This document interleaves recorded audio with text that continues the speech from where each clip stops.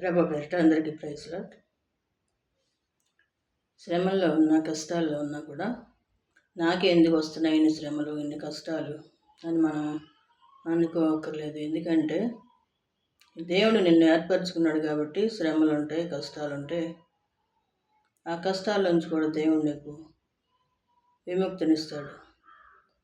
కష్టాలు ఉంటాయి. ఈ లోకంలో జీవిస్తుండగా మనకు కష్టాలు లేకుండా ఎలా ఉంటాయి? మనిషి జీవితం అంటేనే కష్టాలు.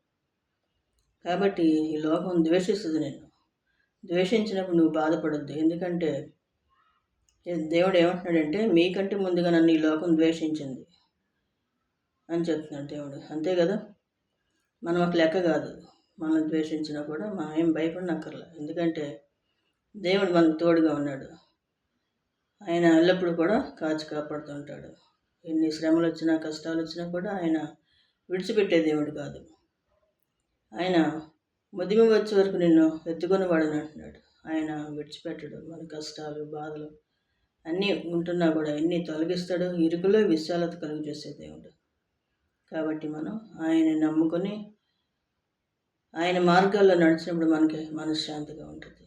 దేవుని కృప అందరికీ తోడుగా ఉండును గాక. ఆమేన్.